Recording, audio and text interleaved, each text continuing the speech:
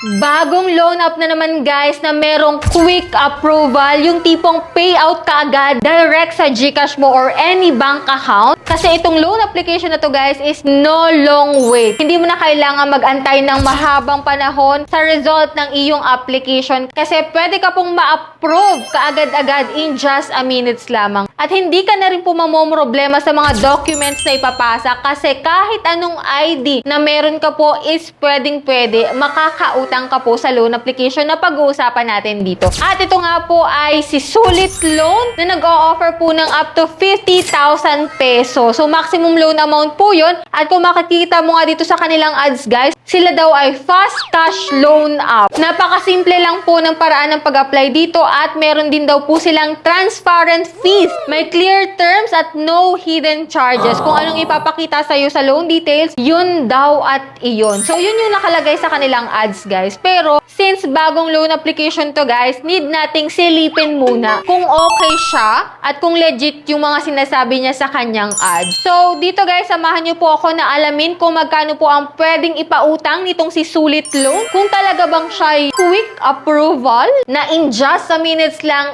agad-agad is marireceive mo na yung mautang mo dito. So samahan niyo po ako na alamin yung mga yan. But before that guys, syempre, kung gusto mo nga palang sumali sa aking pa-daily GCash giveaway, so don't forget to click the subscribe button kapag hindi ka pa nakasubscribe and turn on the notification bell para updated ka sa mga every video na ina-upload ko kasi every video is kumukuha po ako ng dalawang lucky winners. And the first winner natin ay eto na nga. So congratulations po sa'yo kagad. Mag-PM ka na sa aking Gmail account. And for those na hindi pa dyan nananalo, kapit lang guys. Huwag nyo kalimutan na i-like itong video na to. Mag-iwan ng comment dyan sa comment section kasi mahalaga po yan. At please share this video para mas maraming makapanood at mas maraming makasali sa ating pa-monthly cellphone giveaway. Tuloy-tuloy pa rin po yan. So much for that guys. Ito, puntahan na natin si Sulit Loan. So check natin guys kung ma-approve kaagad tayo dito guys. Lalo na sa panahon ngayon na napakaraming gastusin guys. Lalo't malapit na ang Pasko. So if you're interested na malaman kung anong meron sa bagong loan app na ito, so keep on watching.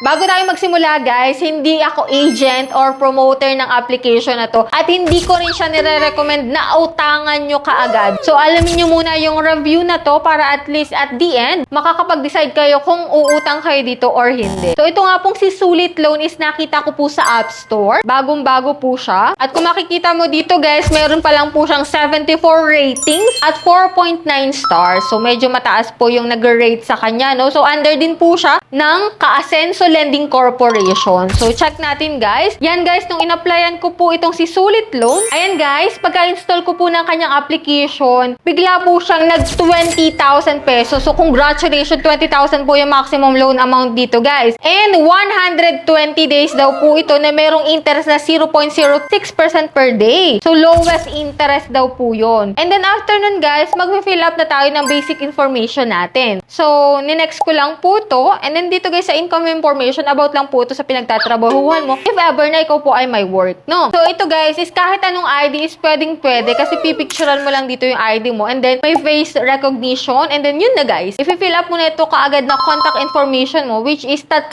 contact number nga yung hihingi nila dito. And dito guys may note sila na itong 3 contact number na ito is mag-a-act as guarantors mo kaya dapat alam nila na kinuha mo sila as reference para in case man natawagan na sila or i-text is hindi ka na manghamba o mag-worry, no? And then, click mo lang yung next. Dito, guys, sa withdrawal method, ayan, lagay mo lang po dito yung last name, first name, middle name mo. And, pwede po siya sa e-wallet or bank card. Then, sa e-wallet, pwede po sa GCash, GrabPay, and PayMaya. And, after nun, guys, congratulations ka agad. You have completed all certifications na nakalagay dito. So, unlock loan products natin. So, dito, guys, kay Sulit Loan, kinakalungkot ko kasi 1,000 lang po yung available limit para sa akin. Hindi naman po ibig sabihin ito na 1,000 1,000 sa akin is same din po kapag nag-apply ka. Pwede pong mas mataas pa po dito. So, depende po sa documents na ipapasa mo, which is yung valid ID mo. Kung ikaw ba ay may history before na overdue or hindi nakapagbayad sa mga loan na, pwede pong maka-apekto dito. So, ito nga guys, may mga product samples sila dito na ginhawa pera, swerte you, bilis peso, tabang peso. Anyway, kinili ko lang naman dito guys yung apply for cash withdrawal. And then dito guys sa 1,000, chinek ko yung kanilang loan details. No? Meron naman dito guys. And dito guys sa 1,000, hindi mo pa rin siya buong marireceive kasi may ibabawas po na service fee na 380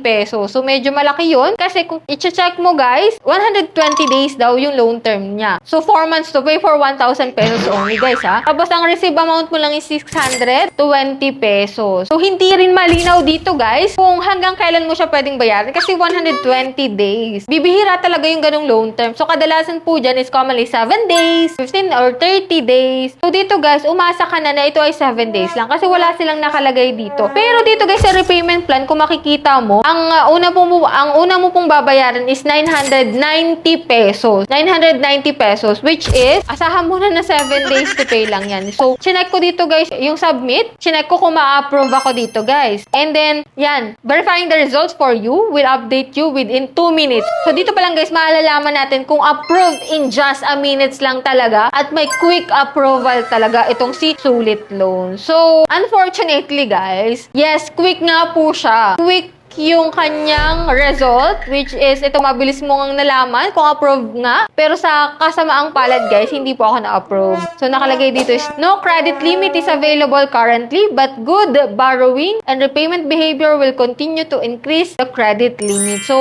ayan, kung makikita mo ka under review and then nung binalikan ko nga siya guys, ito na. Sorry, no much loan products now. So, kinakalungkot ko guys, hindi po tayo na-approve. Pero at least nasilip natin yung loan details niya. May 1,000 siya na offer sa atin. So, hindi rin naman tayo pare-pares ng ma-approve dito na loan amount. At hindi rin porket na reject po ako, is mare-reject na rin kayo. So, kayo nang bahala guys at mag-decide dyan kung gusto nyo siyang itry or hindi. Para sa akin guys, hindi ko siya ma-recommend as of now. Kasi, biruin mo 1,000 lang po yung in-offer niya. Tapos, hindi mo pa buong mare-receive kasi may service fee kaagad na 380 pesos. Anyway, opinion ko lang naman po ito. So, kanya-kanya naman tayo ng opinion. So, para sa akin, hindi ko siya mare-recommend. Pero nasa sa inyo pa rin yung decision, guys, kung magta-try kayo dito or hindi. So, yan lang po yung meron dito kay Sulit Loan. So, as of now talagang hindi pa tayo makakita ng loan application na talagang maaasahan natin na good talaga, no? Anyway, marami pa naman tayo susunod na mga videos and sana sa mga susunod na mga videos natin okay yung mga loan application na i-review natin. And yan, bago tayo magtapos guys, i-announce ko po muna yung second lucky winner natin for today's video. Yan, congratulations po sa'yo kagad. Mag-PM ka na po sa aking Gmail account. And stay connected, stay active lang for those na hindi pa nananalo. So that's it. Sa mga hindi pa nakasubscribe, just click the subscribe button, turn on the notification bell, and be updated sa ating mga latest upload. So, bye-bye na muna for now guys. See you on my next video.